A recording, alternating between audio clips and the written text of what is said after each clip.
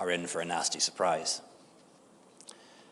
Ireland's concerns have become the European Union's concerns, and our insistence on a legally binding and operable solution to avoid a hard border has become an EU red line as well. And in my contacts with the presidents of the EU institutions last week, Presidents Tusk, Juncker and Tajani, I was again assured in the strongest terms that the European Union stands by the withdrawal agreement, including the protocol on Ireland and the backstop therein. This is because the commitment on the border has to be watertight. And despite what some have suggested, nobody in 2 years has identified credible alternative arrangements that can avoid a hard border, protect the all-island economy, the Good Friday Agreement and North-South cooperation.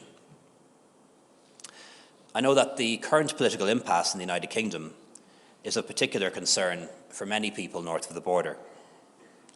And it's simply not right that communities and businesses are being held hostage due to political division. In Belfast last Friday, I had the opportunity to hear the views of the 5 main Northern Ireland political parties firsthand, and the Green Party in Dublin the night before. I heard from those who represent the voice of the majority of people in Northern Ireland, who, let's not forget, voted to remain in the European Union. And I also heard from those in the Unionist community who fear that Brexit could loosen the union between Northern Ireland and Great Britain.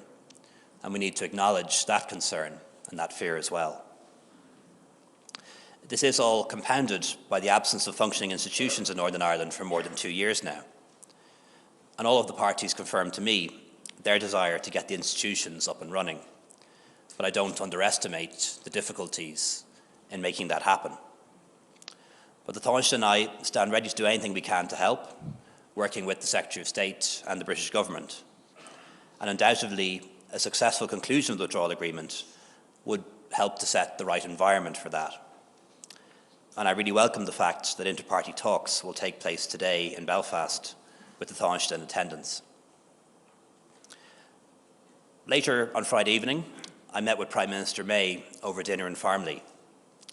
We discussed Brexit, we discussed the ongoing political situation in Northern Ireland, and also discussed how UK-Ireland bilateral relations might be structured post-Brexit. At present, the relationship is very close. Ministerial counterparts meet each other in Brussels 4 times a year. That's going to end in the next couple of months, and we need to find new mechanisms to continue to ensure that there is structured as well as informal engagement between the 2 sovereign governments in Britain and Ireland. And while it may not have been intended to be the case, perhaps those who framed the Good Friday Agreement created a solution for us in the British-Irish Council and the British-Irish Intergovernmental Conference, institutions that continue to function, continue to meet, and could be strengthened and could become part of the new relationship that will have to be built between the UK and Ireland.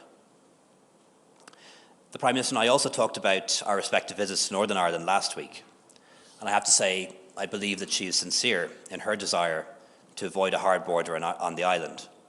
And like me, she wants to see the political institutions back up and running. But we need to be realistic and recognise that Brexit has serious implications for Northern Ireland politics. So I think it's in all of our interests to see Brexit resolved sensibly as soon as possible, which in turn can help to reinstate political stability and hope there. We also have to acknowledge that the consequences of a no-deal Brexit could have profound implications for Northern Ireland as well as the island as a whole. And I know that community representatives on all sides are concerned about how that might play out. It would be a very unwelcome complication to already strained relations between the political parties and in efforts to restore the institutions. And it could add to unease among the communities. Northern Ireland farmers and businesses could be among those most severely impacted in economic terms, and the rights and benefits currently enjoyed by citizens could be curtailed or made more difficult to access. So the government is very mindful of all of these concerns in our determination to reach an agreement that minimises any of these negative sequelae. However, deal or no deal, government will continue to take into account the very real concerns of people and businesses in all parts of the island in the weeks and months ahead, and will work with all political parties and the British government. Amidst all of the uncertainty, I know that some people feel that Brexit has changed the rules of engagement, and perhaps it has. But on that point, I should say that it is our view as a government that now is not the time for talk of border poles north of the border. It is our strong belief that this only serves to sow division and increase fear at a highly sensitive time. The Good Friday Agreement, which we've all worked so hard to protect in the Brexit negotiations, is the foundation for all political engagement and wider relationships in Northern Ireland between North and South and also East-West. We've no hidden agenda in this regard. We believe in the Good Friday Agreement and, most importantly, believe in the philosophy that led to it. So it's in all of our interests that the withdrawal agreement between the EU and the UK be secured, and we welcome Westminster's ambition to avoid no deal. While we are investing all possible efforts to secure a deal, we have to recognise the real possibility that a no-deal outcome is real until it's removed. So we have to be ready for all possible outcomes. Last week in Brussels, President Juncker and I discussed detailed contingency planning underway at both domestic and EU level. We're intensifying our planning for no deal. It's no longer contingency planning, it's planning for a very real and possible outcome.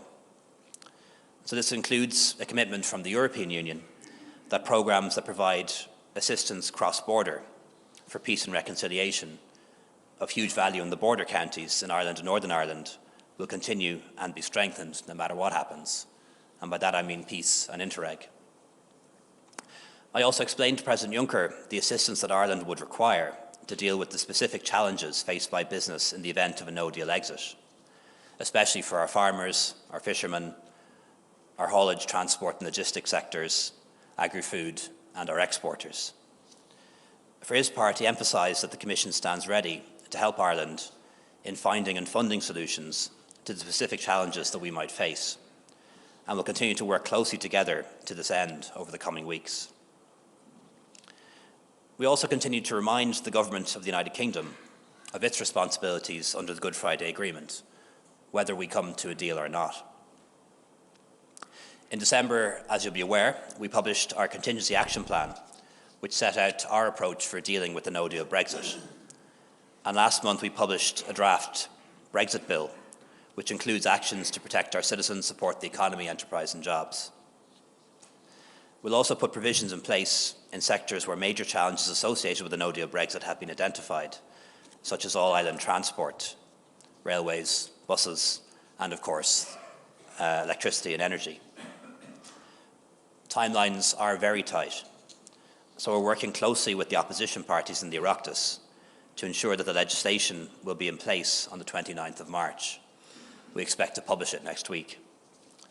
And I have to say, as head of government, I'm grateful for the broadly constructive role that opposition parties have played, which stands in stark contrast to events that we witness across the water. The government's overall objectives are exactly what they were 2 years ago: to minimise the impact on trade and our economy as a result of Brexit, to protect the peace process, including avoiding a hard border, to maintain the common travel area and all the rights and freedoms that flow from that, and to reinforce our commitment and participation in the European Union. These continue to guide our approach, regardless of the type of Brexit we end up with. And whatever the outcome, we will be prepared. So I want to finish by thanking all of you for participating in today's dialogue. And I hope that you'll find the discussions useful and informative, and that you will take this opportunity to have your voices heard and to input into our planning. I also particularly want to thank the various panellists and moderators who are making this event today possible. And once again, I want to thank Tom on behalf of all of us for giving us his time to guide and manage these important discussions. Thank you very much.